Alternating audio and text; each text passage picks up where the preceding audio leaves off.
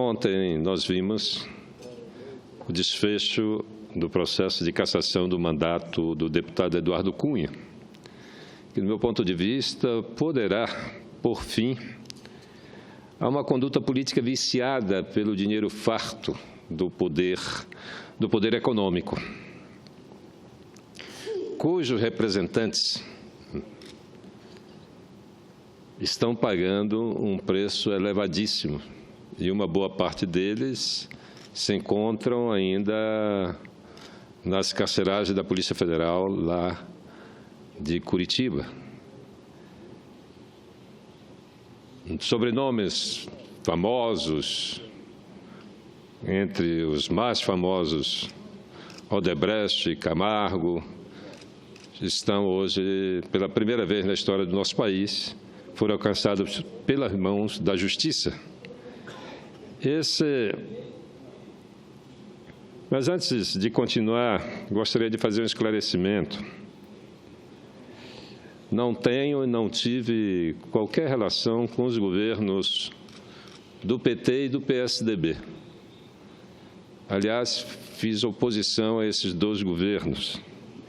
Isso dito, gostaria de lhes dizer que a intenção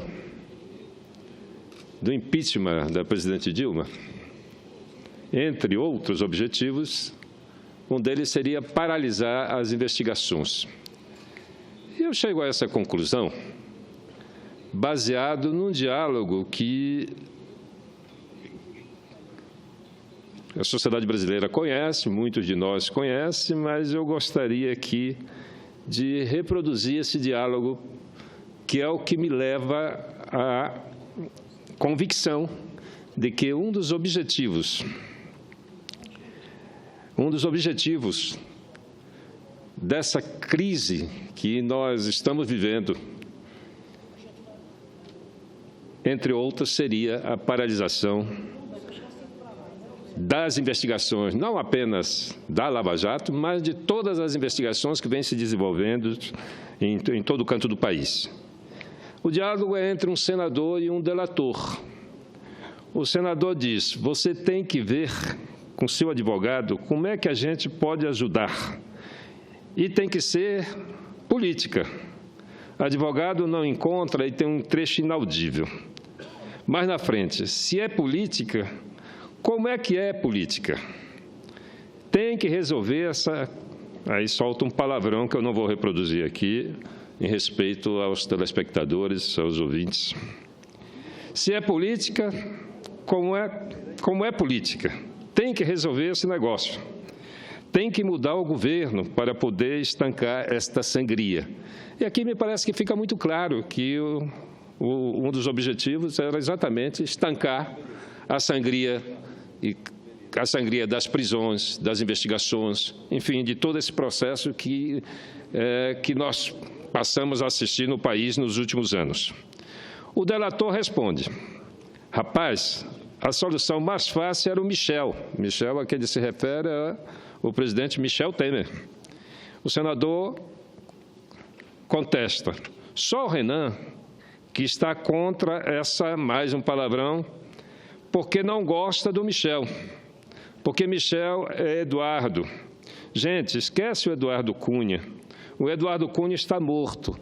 E ele tinha razão. Ontem nós presenciamos a morte política do deputado Eduardo Cunha.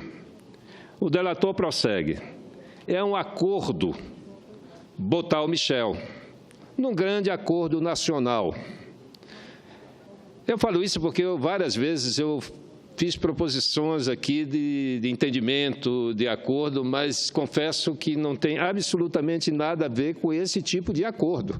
O que eu estou propondo é um entendimento nacional em busca de solução, que eu estava propondo lá antes do impeachment, e continuo firme com a mesma ideia. E esse acordo passa, evidentemente, por novas eleições.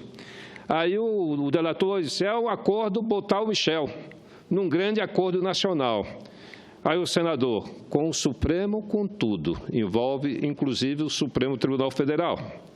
O delator: aí parava tudo.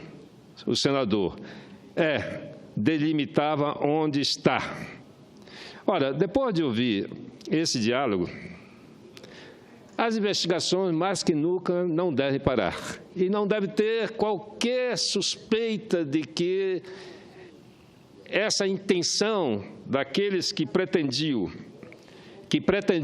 paralisar as investigações possam se confirmar. Nós não podemos aceitar qualquer recuo nesse momento, até porque as investigações que culminaram com a prisão de políticos e de empresários, elas precisam se aprofundar. As investigações não só não devem parar, mas ela deve atingir até o último culpado, se for o caso, se for comprovado. A corrupção no nosso país tem infelicitado a vida dessa nação. E a gente sabe que o ladrão de dinheiro público é o pior de todos os criminosos, porque quando se desvia recursos da saúde, está se condenando milhares de pessoas à morte. A mesma coisa da educação, se condena as pessoas a crescerem analfabetas. Então, nós temos que ter tolerância zero com a corrupção. E está aí, nós precisamos melhorar as leis para poder fazer com que esses processos avancem. E, por último, eu gostaria de dar uma palavrinha sobre o processo eleitoral, sob a égide da mini-reforma eleitoral que essa Casa aprovou o ano passado. Já se observa as campanhas mais simples, com menos ostentação, diria.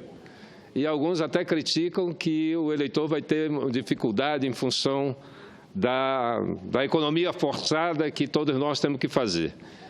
Eu reconheço e aprovo o resultado, desde já aprovo o resultado, as dificuldades são enormes, não é? Os candidatos estão sem recursos para a campanha, e isso termina democratizando a disputa, menos por uma razão, que essa Casa vai ter que se debruçar imediatamente após as eleições, que são as coligações proporcionais.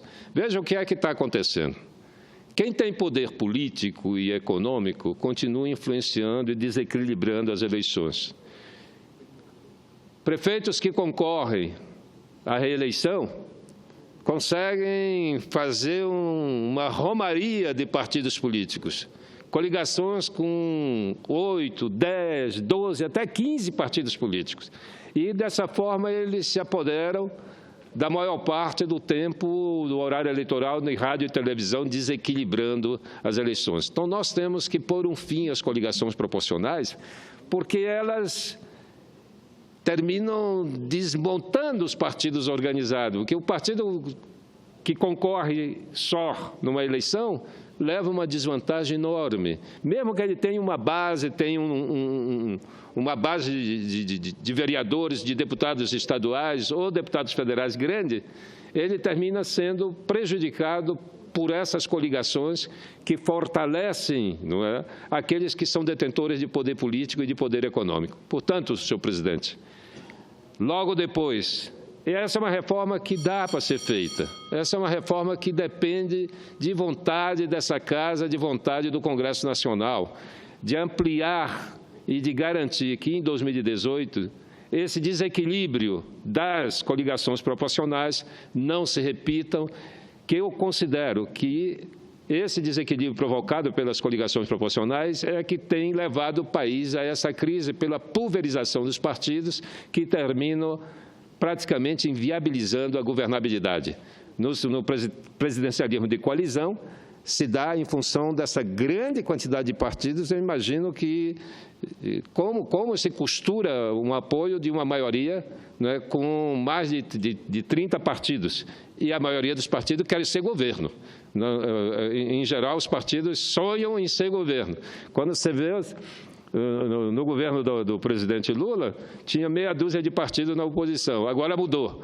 Os partidos estão todos de volta no governo, tem uma meia dúzia fora apenas. Então, o sonho de todos os partidos é participar do governo e, evidentemente, dentro do sistema de coalizão que nós vivemos até hoje, do edando que se recebe. E isso precisa ser, a gente precisa pôr um ponto final nesse tipo de política, nesse presidencialismo de coalizão que muito